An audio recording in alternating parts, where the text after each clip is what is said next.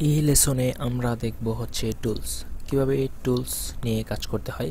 Adobe Premiere প্রোতে যে টুলসগুলো থাকে এগুলো দিয়ে কিভাবে কাজ করতে হয়, এই টুলসগুলোই আমরা আজকে দেখব।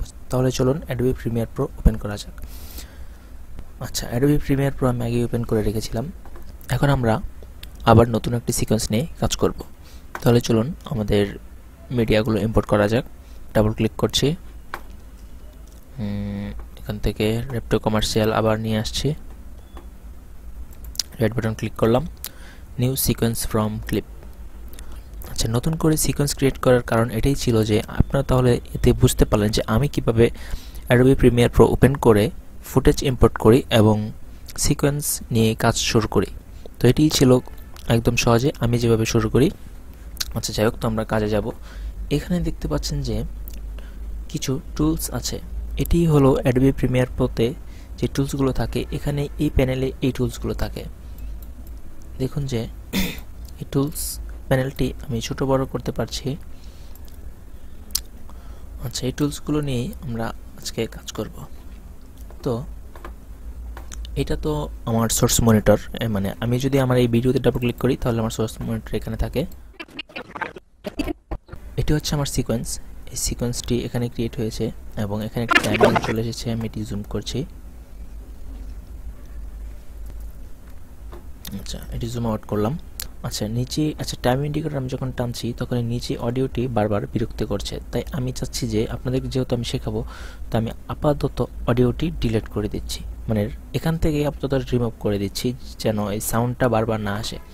তো যেটা করতে হবে আমাকে, এটা এভাবে সিলেক্ট করবেন বা এখানে একটি ক্লিক দিলেও সিলেক্ট হবে। এই পাশে দেখুন যে সিলেকশন টুল সিলেক্ট করা আছে। তো সিলেকশন টুল সিলেক্ট করা থাকা অবস্থায় আমি যেখানে ক্লিক দেব সেখানেই সিলেক্ট হবে। তো আমি এখানে ক্লিক করছি, তো সিলেক্ট হচ্ছে। আর আমার হচ্ছে এই ভিডিওটি এবং অডিওটি লিঙ্ক করা, সেজন্য আমি একটিতে, যে কোনো একটিতে ক্লিক করলেই আমার দুইটি একসাথে সিলেক্ট হচ্ছে। আমি যেটি করব, দুইটাকে আনলিঙ্ক করব। কিভাবে সেটি, রাইট বাটন ক্লিক করব, এখানে দেখুন আনলিঙ্ক, আনলিঙ্কে ক্লিক করব, আনলিঙ্ক হয়ে গেল। এখন আমি একটা সিলেক্ট করলে একটা সিলেক্ট হচ্ছে। আমি আপাতত নিচের যে অডিওটি, অডিও লেয়ারে একটি ক্লিক করব, রাইট বাটন ক্লিক করব, ক্লিয়ার দিলেও হবে বা কিবোর্ড থেকে ডিলেট প্রেস করলেও হবে। তো আমি এটা সিলেক্ট করব, কিবোর্ড থেকে ডিলেট চলে গেল। ওকে, ফাইন। এখন আর কোনো বিরক্তিকর সাউন্ড আসছে না।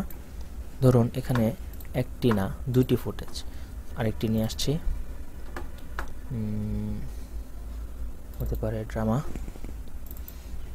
হতে পারে একটি ইমেজ। আচ্ছা, আমি এটিকে ধরে এখানে নিয়ে আসলাম, ইমেজটিকেও এখানে নিয়ে আসলাম, উপরে রাখলাম।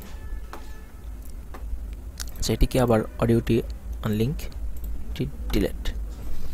আচ্ছা, সিলেকশন টুল দিয়ে এতক্ষণ কাজ করছি দেখলেন, তবু আমি দেখাচ্ছি একবার। এটিকে জুম আউট করলাম, কিবোর্ডের জুম আউট করলাম, কিবোর্ডের অল্টার বাটন প্রেস করে তারপর হুইলটি ঘোরালাম, বা এখান থেকেও করতে পারেন।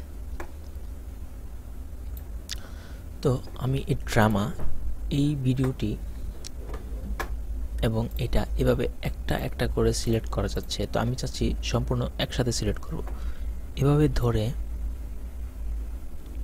ট্র্যাক করবেন, এই তিনটি ফুটেজই সিলেক্ট হয়েছে দেখুন, এই সবগুলো সিলেক্ট। তো এই সিলেকশন টুলের কাজ এটাই।